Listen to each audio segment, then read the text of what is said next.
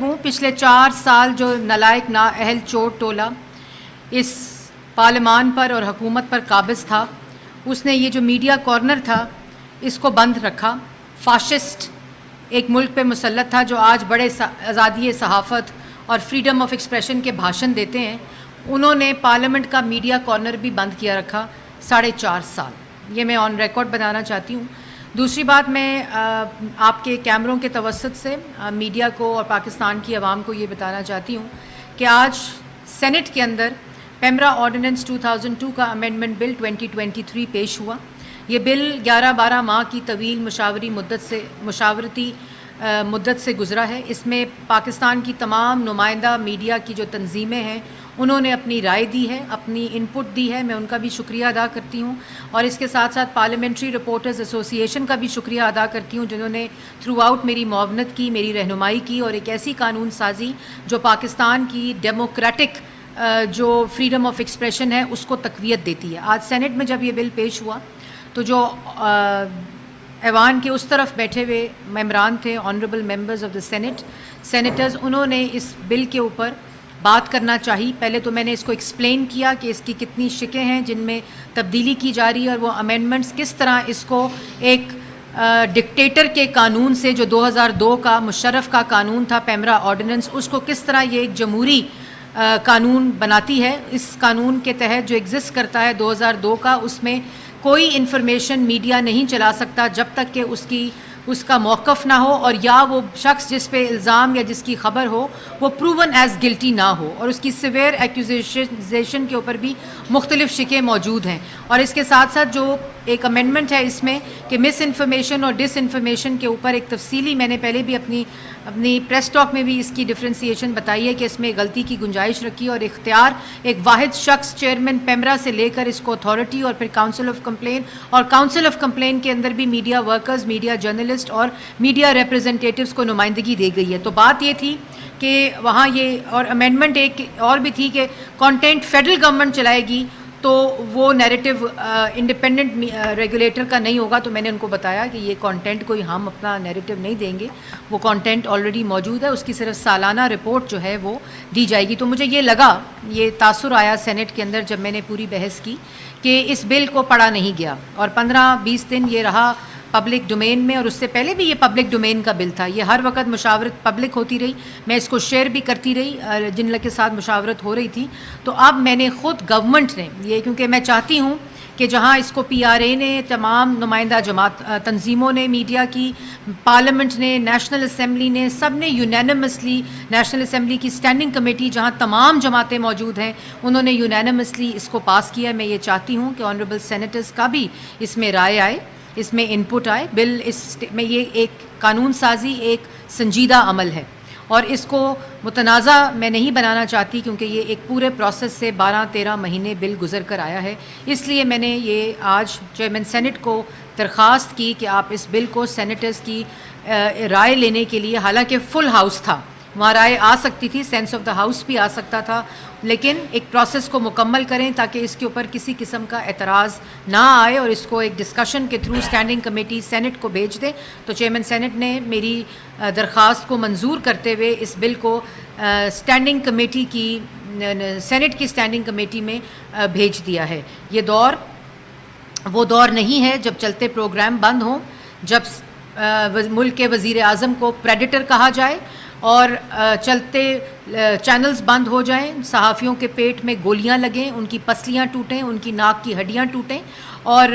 मैं ये भी समझती हूँ कि इस पूरे बिल के प्रोसेस को मज़ीद तक़वियत देने के लिए हमने इस बिल को आज standing committee of the senate में भेजा है। अल्हम्दुलिल्लाह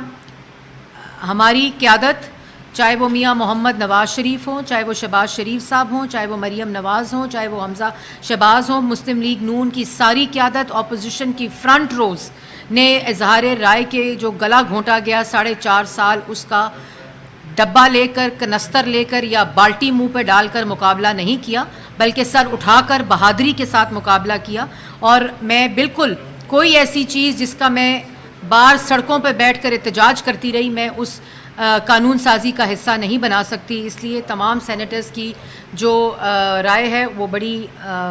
اہمیت کی حامل ہے اور جتنی رائے اس میں آئے، لیکن رائے کنسٹرکٹیو ہونی چاہیے، وہ قانون سازی کو بہتر بنانے کے لیے ہونی چاہیے، برائے مخالفت برائے مخالفت نہیں ہونی چاہیے، کیونکہ یہ ایک سنجیدہ بل ہے جس نے پورا ریسٹرکچرنگ اور ریفارم آف پیمرا جو ایک ریگولیٹر ہے، کیونکہ اب دنیا جو ہے وہ کو ریگولیشن، سیلف ریگولیشن کی طرف موو کر رہی ہے، اسی تناظر میں پوری دنیا کے قوانین کو دیکھتے ہوئے، پریکٹسز کو دیکھتے ہوئے اس قانون میں بھی ترمیم کی گئی تھی۔ تو یہ میں آپ کو بتانا چاہتی ہوں کہ آج میں نے چیئرمین سینٹ کو درخواست کی ہے کہ یہ بل، میں نے مخالفت نہیں، بل باقی بھی پاس ہو رہے تھے جو پاس ہو سکتے تھے، لیکن میں یہ سمجھتی ہوں کہ پارلیمان کی قانون سازی کا پروسیس جو ہے سینیٹرز کی رائے آنی چاہیے اور وہ اس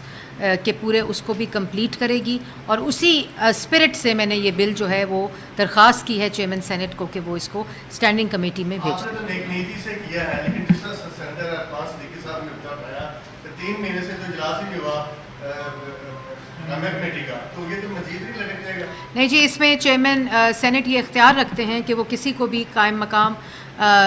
میرا خیال ہے انفارمیشن اسٹینڈنگ کمیٹی کے تو جو سینٹ کے چیئرمین ہیں وہ بھاگے ہوئے مفرور ہیں، مل نہیں رہے، نہ لاپتہ بھی ہیں، مجھے نہیں پتہ کدھر ہیں، کہیں نمودار ہوتے ہیں، کبھی کبھی کہیں آتے ہیں، لیکن یہ بل بڑا امپورٹنٹ ہے، اس میں ڈیلے نہیں ہو سکتا۔ تو چیئرمین سینٹ یہ اختیار رکھتے ہیں کہ وہ کمیٹی کے ممبرز میں سے، کیونکہ الیکٹڈ ممبرز ہوتے ہیں، ان میں سے کسی کو بھی قائم مقام چیئر اس قانون سازی کے لیے بنا سکتے ہیں۔ مریم صاحبہ، آپ کا بہت شکریہ، پی آر اے نے بڑی جدوجہد کی کہ اور اس کے لیے باقاعدہ ہم نے لابنگ کی کہ کارکنوں کے جو تنخواہوں کا مسئلہ ہے وہ کیمرا کی ڈومین میں آنا چاہیے، اور جو تنخواہیں ادا نہیں کرتے ہیں ان پر پابندیاں لگنی چاہیے۔ یہ بل جو ہے وہ پچھلے دور میں بھی کوشش کی گئی، لیکن یہ خوش آئند ہے کہ اس دور میں یہ بل منظور ہوتا ہے، لیکن ہمارا ایک مطالبہ پارلیمانی رپورٹرز ایسوسی ایشن کا یہ بھی ہے کہ جہاں دیگر تنظیموں کو آپ نے نمائندگی دی ہے اس بل میں، وہ کہ ووٹنگ رائٹ نہیں دیا، تو پی آر اے کو بھی وہ نمائندگی ملنی چاہیے جب یہ اب بل قائمہ کمیٹی کے پاس جا رہا ہے۔ تو کائنڈلی اس بات، پہلی بات تو بزاد صاحب آپ نے بڑا اچھا سوال کیا، اور اسی بات کو مد نظر رکھتے ہوئے، کیونکہ آپ نے پی آر اے نے، جیسے میں نے پہلے کہا کہ بڑی میری رہنمائی کی ہے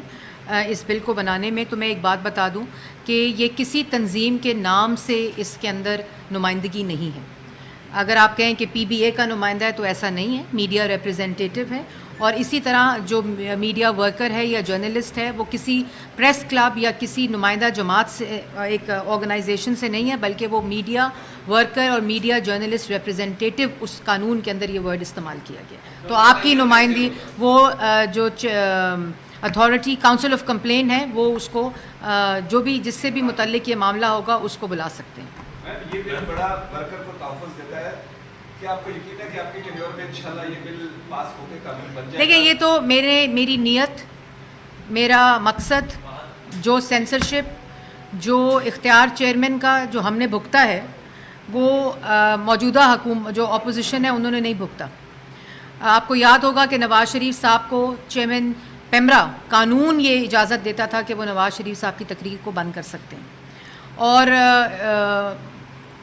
یہ ساری چیزیں ہم نے اس پروسیس سے گزرے، تو میں یہ سمجھتی ہوں کہ اس کے پیچھے اچھی نیت ہے، پیمرا کی ریسٹرکچرنگ اور ریفارم کی نیت ہے، اور انشاءاللہ یہ بل سینٹ سے پاس ہوگا اور قانون بنے گا۔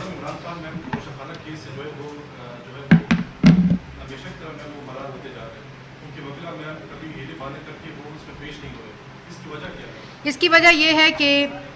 پوچھو کہ معیشت کیوں بحال نہیں ہوئی، یا معیشت کیوں بدحالی کا شکار ہے، کیوں مہنگائی ہوئی، کیوں آئی ایم ایف کے پروگرام میں گئے، کیوں سخت شرائط پر آئی ایم ایف کا پروگرام سائن کیا، کیوں وائلیٹ کیا، کیوں سسپینڈ کرایا، تو جواب ملتا ہے میرے پاس اچھی معاشی ٹیم نہیں تھی۔